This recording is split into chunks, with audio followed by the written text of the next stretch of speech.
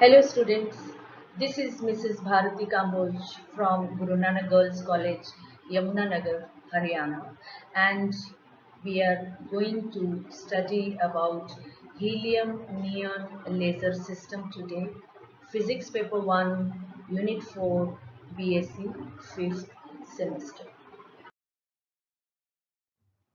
Helium neon laser. Helium neon laser study करने से पहले थोड़ा सा रिवाइज कर ले।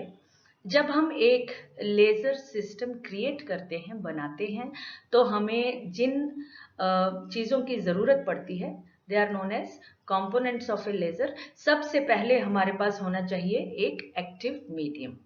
Active medium means that group of atoms और मॉलिक्यूल्स और आयंस जिनमें वो दो पर्टिकुलर एनर्जी लेवल हैं, जिनके बीच में पॉपुलेशन इन्वर्जन अचीव किया जा सकता है और जिनके बीच में जब स्टिमुलेटेड एमिशन होगा तो हमें एम्प्लीफाइड लेजर रेडिएशंस मिल सकती हैं।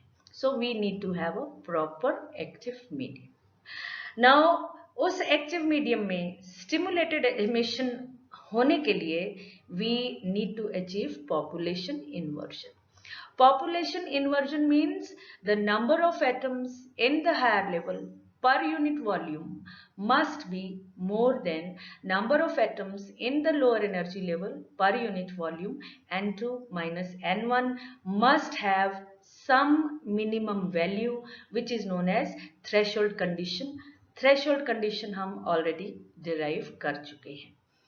So we need to have an active medium and then we have to achieve population inversion. Population inversion करवाने के लिए एटम्स को लोअर लेवल से हायर लेवल में रेज करना पड़ेगा। उसके लिए एटम्स को एनर्जी देनी पड़ेगी। So the process of giving energy to the atom so that the atoms are raised to the higher level is known as pumping. We need to have a proper pump source, proper source of energy, that is known as energy pump source. Now अगर हमारे पास एक source of pumping आ भी गया और हमारे पास active medium भी है, उसके बाद भी अगर हमें कंटिन्यूअस एम्प्लीफाइड लाइट चाहिए तो we need to have a resonant cavity, a container जिसके अंदर हम एक्टिव मीडियम रखेंगे and the resonant cavity is such that it is fitted with two mirrors at the two ends and the beam, the photons produced due to stimulated emission, they are made to travel large distances inside the resonant cavity due to multiple reflections and the beam builds up. We have already discussed these things. Now when we practically come to making a laser, हम देखते हैं कि ऐसा gain medium, active medium जिसमें सिर्फ दो ही energy levels involve हों लेजर एक्शन में, that is not possible. A two level laser system is not possible because उसमें पॉपुलेशन इन्वर्जन करवाना पॉसिबल नहीं हो पाता. It is never achieved. So in actual laser systems actually more than two energy levels are involve. जो active medium होता है उसके जो एटम्स, एक्टिव स्पीशीज जिसमें स्टिमुलेटेड एमिशन होगी, उनके दो से ज्यादा एनर्जी लेवल्स इन्वॉल्व होते हैं लेजर एक्शन में. तो थ्री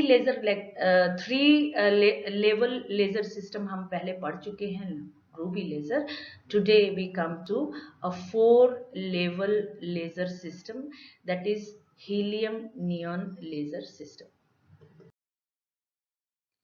एक 4 लेवल लेजर सिस्टम में, जैसा कि हमें नाम से पता चल रहा है, 4 energy levels are involved in the laser action. So यहाँ पे हमने एक 4 लेवल लेजर सिस्टम के एनर्जी लेवल डायग्राम शो किया हुआ है. We have shown 4 energy levels. Ground state energy level को हमने नाम दिया है E0 या E0. First excited state is E1, second excited state is E2, third excited state is E3. So total 4 energy level. Now when we give energy to the atom, the pump that excites the electrons which are in the ground state level E0 the pump excites these electrons to the highest level, that is E3. तो जब हम energy देते हैं electrons E0 से चौथे level यानी E3 में excite होके चले जाते हैं. The level E3 is highly unstable. Unstable means उसमें इलेक्ट्रॉन्स ज़्यादा देर ठहर नहीं पाते. The life time is very small, of the order of 10⁻⁻8 seconds. तो वहाँ जाते ही electron at a very fast rate, they jump to the lower level and the process is non-radiative.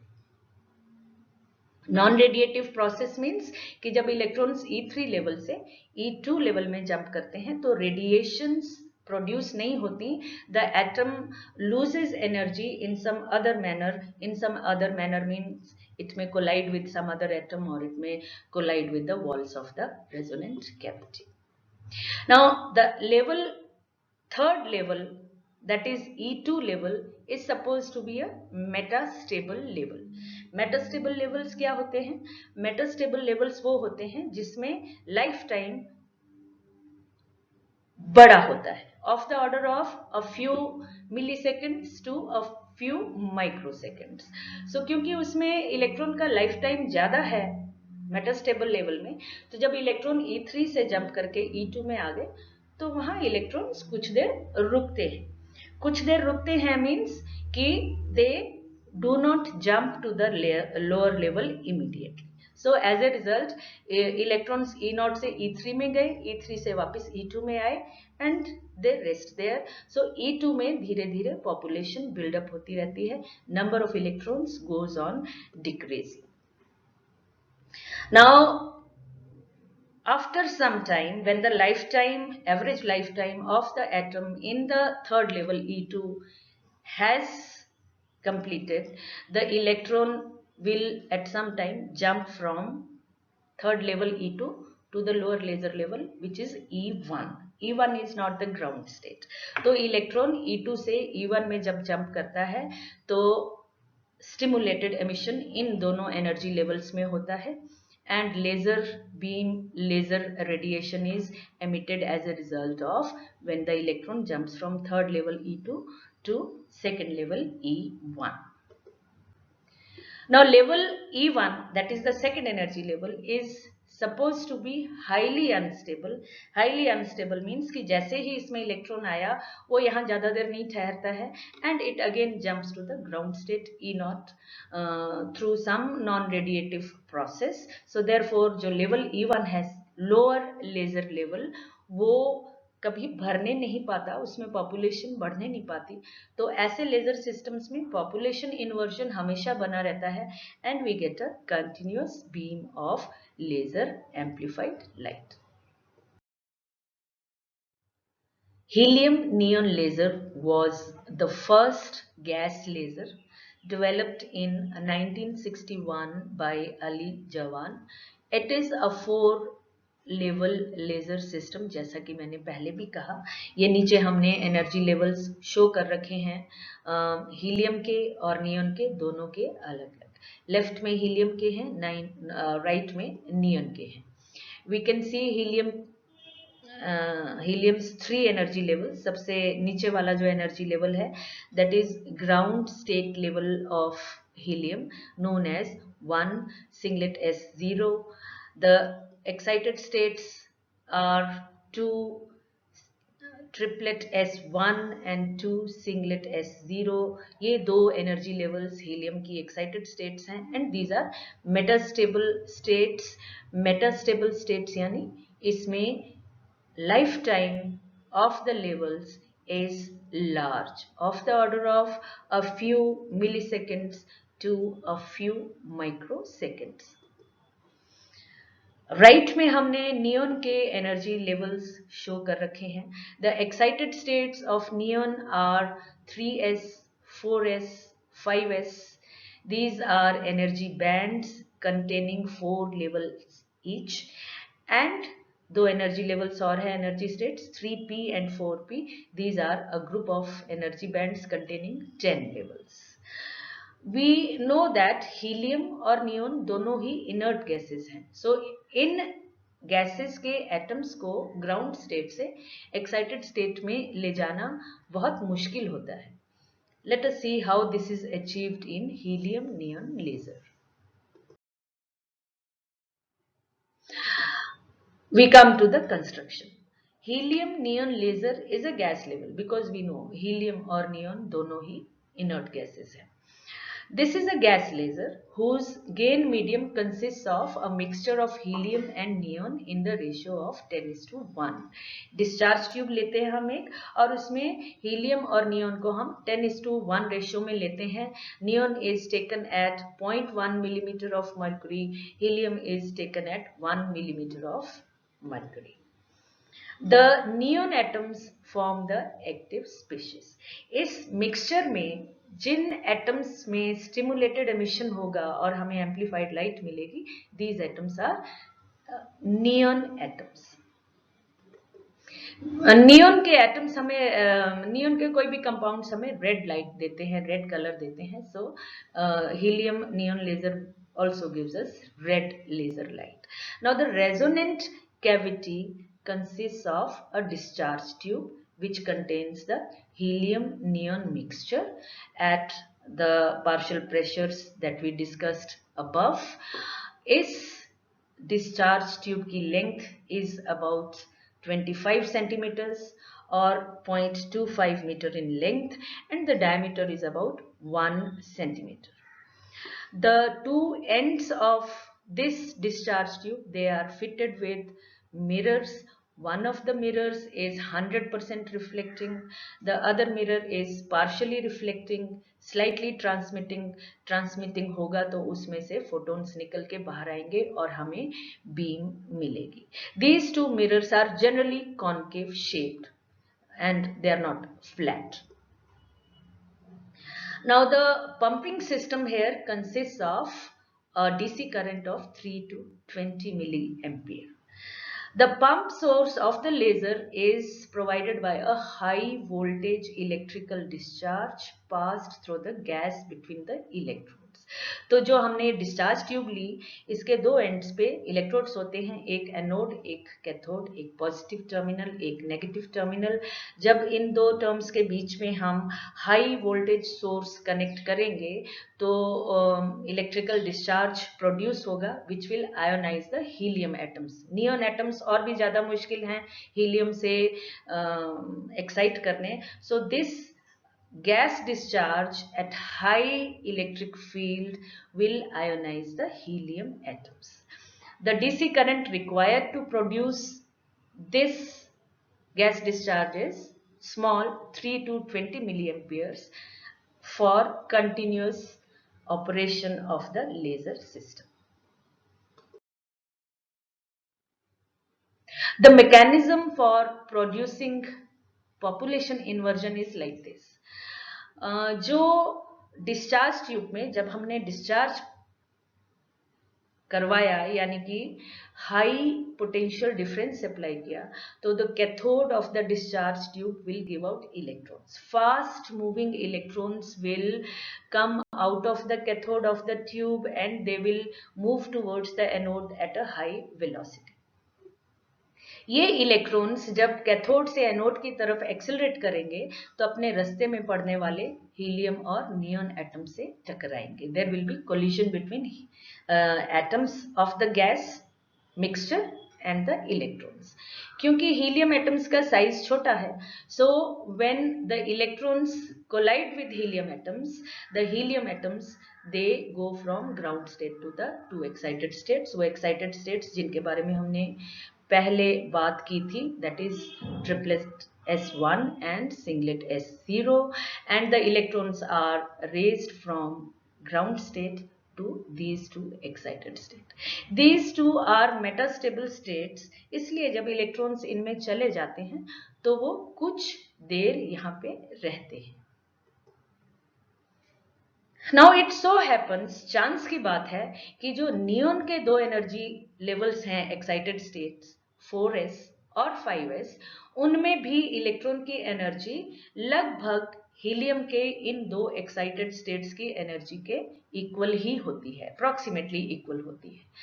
So when these excited helium atoms collide with neon atoms in the discharge tube, the energy of the helium atoms is given to the neon atoms. So जब ये excited state वाले helium atoms discharge tube के अंदर neon atom से collide करते हैं, तो ये helium atoms अपनी energy neon atom को दे देते हैं. As a result, neon atoms are raised from ground state to these two excited states 4s and 5s. So neon atoms को इनडायरेक्टली एक्साइट किया जाता है. डायरेक्टली इलेक्ट्रॉन से कोलाइड होके नियन एटम्स एक्साइटेड स्टेट में नहीं आते. सो पहले इलेक्ट्रॉन्स कोलाइड करते हैं हीलियम एटम से, हीलियम एटम्स एक्साइटेड स्टेट में आते हैं, and then excited helium atom collides with a neon atom, और वो नियन एटम को एक्साइटेड स्टेट में ले जाता है. So this is how we achieve excitation of the neon atom. The excitation energy transfer is given by the reaction as equations. जो बात मैंने अभी की उसको हम नीचे दी हुई equations के थ्रू समझ सकते हैं. An electron collides with an helium atom, so helium atom becomes excited, and let us see the helium atom is in the excited state 3s1. यहाँ पे जो हमने स्टार शो किया है, it means it is in the excited state, और bracket में हमने excited state show की हुई है. सो हीलियम एटम एक्साइटेड स्टेट में एक नियॉन एटम से कोलाइड किया which is in the ground state, so helium gives its energy to the neon atom. Neon atoms excited state में चला गया, नियॉन पे स्टार आ गया, और नियॉन की 4s स्टेट की एनर्जी, क्योंकि ट्रिपलेट s1 एनर्जी लेवल के एनर्जी के अप्रोक्सीमेटली इक्वल है, so neon is raised to 4s energy state. A small amount of energy is emitted, delta E. Similarly, if the helium atom is in the lower excited state, that is singlet S0, तो ऐसा excited helium atom जब neon से टकराएगा which is in the ground state, तो उस समय neon atom needs a small amount of energy जो ऊपर वाली रिएक्शन से मिल जाती है, and neon is excited to the 5s state.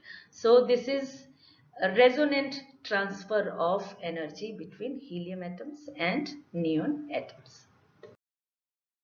एक बार फिर से इन इक्वेशंस पे नजर डालते हैं. पहली इक्वेशन में हीलियम एटम एक्साइटेड स्टेट में है, ट्रिपलेट S1 स्टेट में, दैट इज 3s1.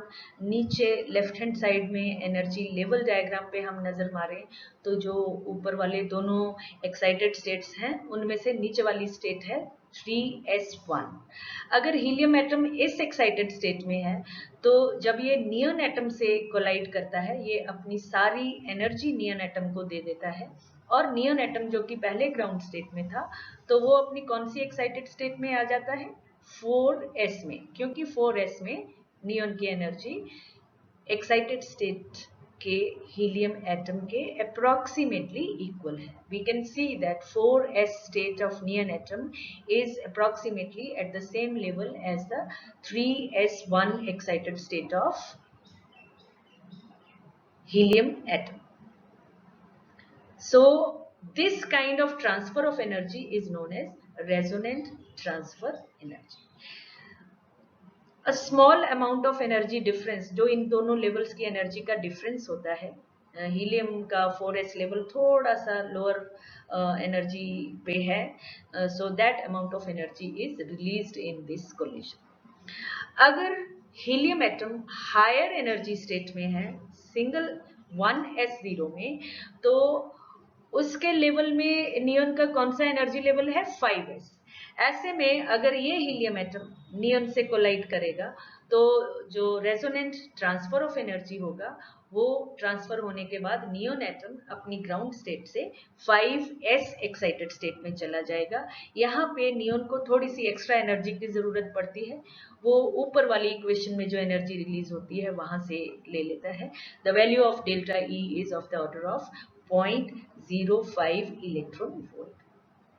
सो हम क्या देख रहे हैं कि हीलियम एक्साइटेड स्टेट में है, वो नियॉन से कोलाइड किया और खुद ग्राउंड स्टेट में आ गया, नियॉन एक्साइटेड स्टेट में चला गया। The excited states of neon are 4s and 5s which are metastable states and they act as the upper laser levels.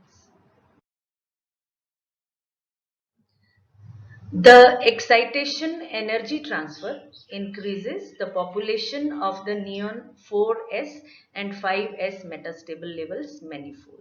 ये जो रेजोनेंट ट्रांसफर हुआ हीलियम और नियॉन एटम्स के बीच में, तो इस वजह से नियॉन की 4s और 5s एनर्जी स्टेट्स में धीरे धीरे पॉपुलेशन बढ़ने लगती है, क्योंकि ये दोनों लेवल्स मेटास्टेबल लेवल्स हैं.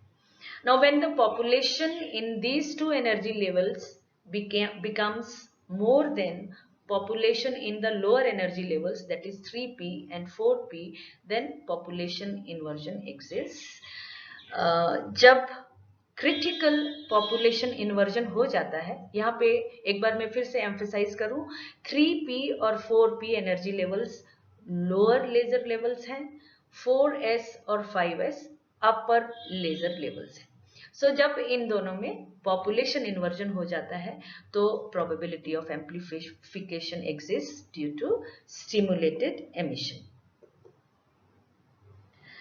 Now the medium is capable of amplifying 3 wavelengths. 3 wavelengths amplify होने की प्रोबेबिलिटी यहाँ पे होती है. 3 लेजर एमिशंस यहाँ पे पॉसिबल है.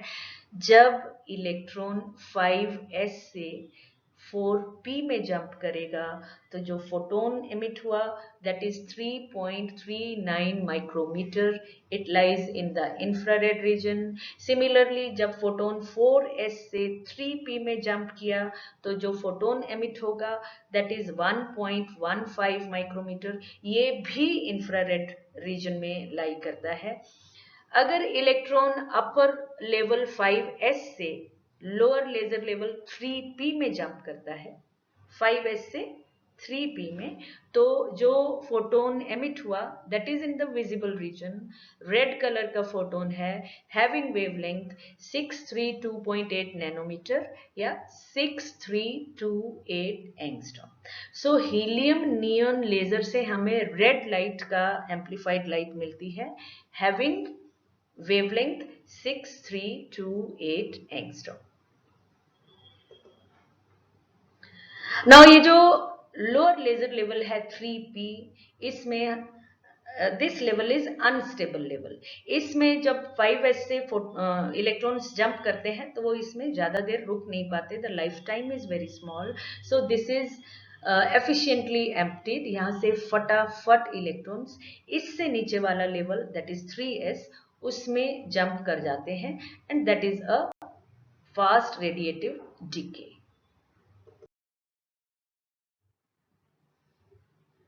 अब यहाँ पे एक प्रॉब्लम आती है. ये जो लोअर लेवल है 3s जिसमें 3p से जंप करके आया electron, this level is also metastable. So जब 3p से इलेक्ट्रॉन्स 3s में जंप करते रहते हैं तो 3s में धीरे धीरे पॉपुलेशन बिल्डअप होने लगती है and there is a very high probability of a reverse jump. Electrons 3s से वापस 3p में जंप कर सकते हैं, उसकी प्रोबेबिलिटी काफी हाई होती है. दैट मीन्स ये 3s लेवल हमें जल्दी से खाली करना है किसी तरीके से, क्योंकि 3s से अगर इलेक्ट्रॉन्स जंप करके ऊपर 3p में चले गए तो 3p level is the lower laser level. वहां पॉपुलेशन बढ़ जाएगी. ओवरऑल पॉपुलेशन इन्वर्जन कम हो गया, अगर क्रिटिकल से इन्वर्जन से कम हो गया तो हमारा लेजर एक्शन रुक जाएगा. So the lower laser levels 3p और 4p, यहाँ से इलेक्ट्रॉन्स जंप किए 3s में और 3s से वापस जंप करने की प्रोबेबिलिटी बहुत हाई होती है due to collision with electrons. Therefore, it is necessary to bring electrons from 3s level to the ground state of the neon atom through a fast decay. हमें कुछ ऐसा करना होता है कि किसी तरह इलेक्ट्रॉन्स को हम 3s लेवल से वापस ग्राउंड स्टेट में ले आए, वो ऊपर 3p और 4p में ना जाने पाए. इसके लिए हमें डिस्चार्ज ट्यूब का डायमीटर छोटा करना पड़ता है. Therefore, the diameter of the laser tube is made very small so that neon atoms fall to the ground state due to collision with the walls of the discharge tube and are not excited back to 3p and 4t level.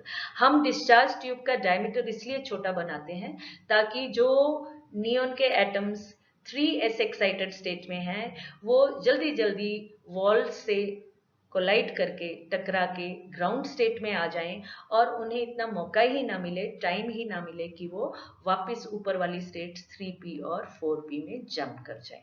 Therefore, the diameter of helium neon laser tube is made very small.